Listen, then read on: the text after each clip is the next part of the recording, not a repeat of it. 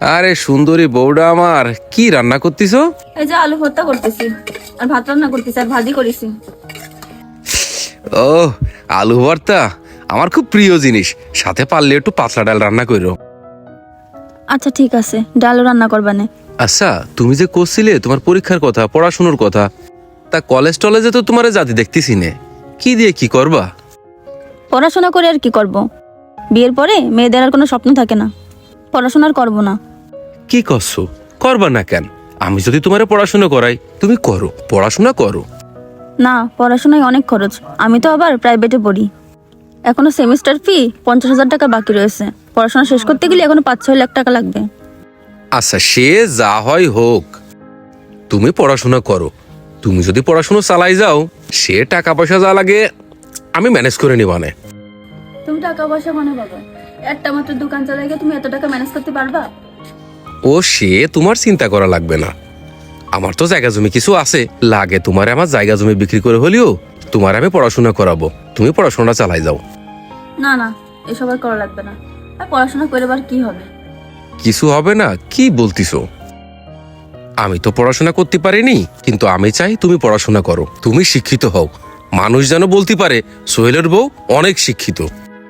আচ্ছা ঠিক আছে, তুমি যখন বলতেছো তাহলে আমি আবার পড়াশোনা করব। আর তুমি যে আমার এত ভালোবাসো সেটা তো আগে জানতাম না।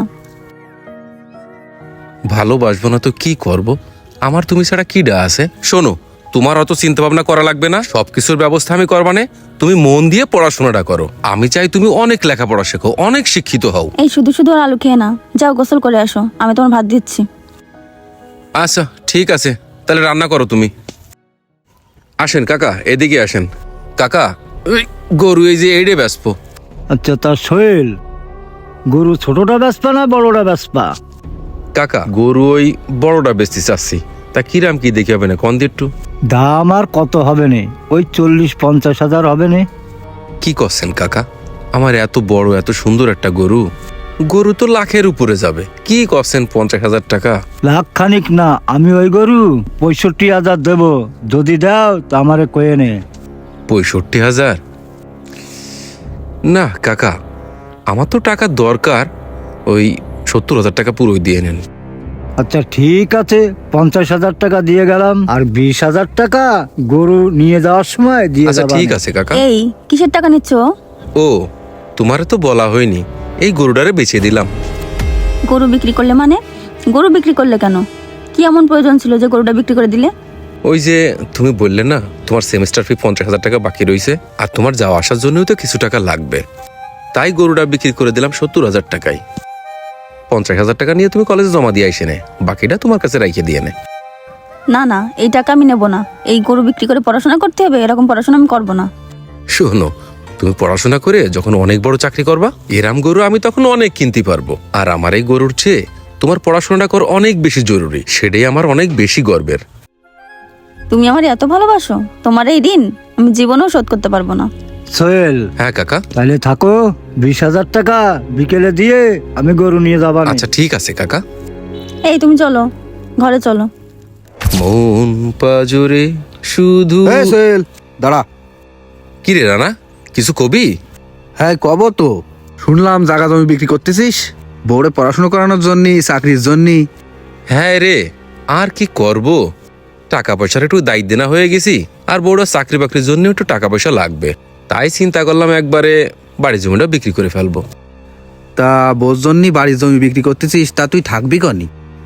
আরে তোর ভাবি চাকরি বাকরি পালি, ও থাকার ব্যবস্থা হয়ে যাবে না, বাসা ভাড়া নিবানে, জমি জাতি কিনতে পারবানে, আরো কত কিছু করতে পারবানে। সোহেল, তুই ভুল করতেছিস। আমি শুনলাম তোর বউ কলেজে যাই এর ওর সাথে ঘুরে বেড়াই, কার সাথে কি করে বেড়াই, এইগুলো কি তুই খোঁজ খবর রাখিস? আমি আগের দিন দেখলাম রিক্সায় করে শহরের ভিতর দিয়ে ঘুরে বেড়াচ্ছে। শোন রানা, তুই ভাই বন্ধু আছিস, ভাই বন্ধুর মতোই থাক। আমাদের এসব বিষয় নিয়ে উল্টো পাল্টা কোনো কথাবার্তা কইস নে, আর নেক্সট টাইম এসব কথা আমার সাথে কবি কলাম, তাহলে তোর সাথে সম্পর্ক থাকবে না। তুই রাগ করতেছিস কেন? তোর সাথে আমার ভালো সম্পর্ক, এই জন্য তোরে আমি বলতে আসলাম। তোর সাথে আমার ভালো সম্পর্ক থাকার দরকার নেই। নেক্সট টাইম তুই আমার বউ সম্পর্কে এরকম কোনো উল্টো পাল্টা কথাবার্তা কিন্তু আমার সামনে বলবি না। আচ্ছা ঠিক আছে, তোর যা ভালো মনে কয় তুই তাই কর। আইসে পারে হুল ফুটানোর জন্য আমার কাছে, আর কোনো কাজ পায় না। মনের মাঝে তুমি এমো। কিটা সোহেল না? দাঁড়াও দাঁড়াও, এদিকে আইসো। কাকা কিছু কবেন?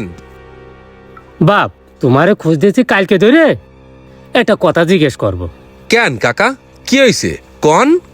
আচ্ছা বৌমারে ওই প্রত্যেকদিন সাদা গাড়িতে লাভাই দিয়ে যায়, লোকটা কিডা? ও কাকা, ওটা হচ্ছে আপনার বৌমার কলিগ, ওই একসাথে চাকরি করে তো, তাই এসে প্রত্যেকদিন নামায় দিয়ে যায়। না রে বাপ, কালকে গাড়ির মধ্যে যা দেখলাম তা তো মনে হচ্ছে না ওই রকম কিছু। কেন কাকা, কি দেখলেন আপনি?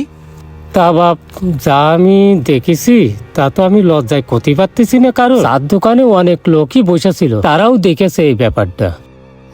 ও আচ্ছা, না কাকা, ওসব কোনো কিছু না, অন্য কোনো কিছুই না, ও আপনারা কি ভুলভাল দেখিছেন। না রে বাপ, তারপরেও তুমি বৌমার কাছে ভালো করে জিজ্ঞেস করে দেখে নে। আচ্ছা ঠিক আছে কাকা। তা কাকা, আপনি কি দোকান খুলতেছেন? খোলেন। হ্যাঁ বাপ, এই দোকান গুছাচ্ছি, লোকজন এসে বসবে তো। আচ্ছা ঠিক আছে কাকা, তাহলে খোলেন, আপনি দোকানপাট খুলে ফেলেন। খায়ে কোনো কাজ নেই, খালি খুসাই।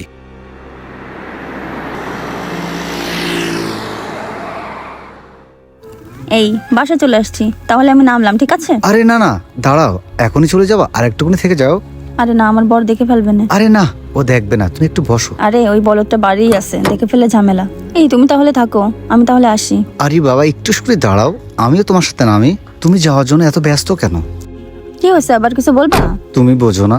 কি হয়েছে বলো। তুমি কই, তুমি আহারে, আমার সোনার মুখের উপরে চুলটা বারবার চলে আসে, দাঁড়াও একটু সরাই দি। এই তো ঠিক এই আছে। কি করছো? ও বাসায় আছে, কি রে?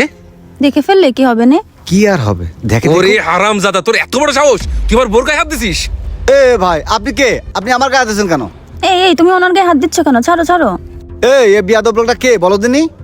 উনি আমার হাজবেন্ড। আরে এই তুমি বাইরে থেকে একটা লোক আসছে, ওনার সাথে এই ধরনের ব্যবহার করছো কেন? কি ধরনের ব্যবহার মানে? আর তোমরা যা করতেছো এটা কোন ধরনের সুশীলতা? অন্য একটা পরপুরুষ এসে তোমার গায়ে হাত দিচ্ছে। রুমকি, তুমি তো ঠিকই বলেছিলে, তোমার বর একটা গ্রামের খ্যাত, ওর ভিতরে কোনো জ্ঞান নেই। ও, আমি এখন গ্রাম্য খ্যাত হয়ে গেছি না?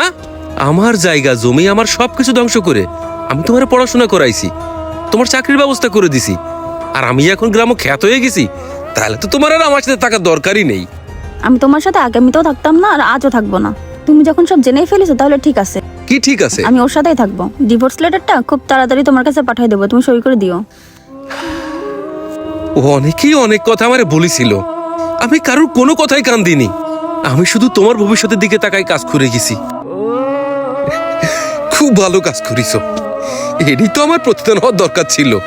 অনেক ভালো, অনেক ভালো, অনেক ভালো কাজ করিছো তুমি। এই রুমকি, তোমার ওর সাথে থাকা লাগবে না, তুমি চলো তো আমার সাথে, চলো চলো, আমরা আজকেই বিয়ে করবো। আচ্ছা ঠিক আছে, চলো, এখানে থাকা লাগবে না।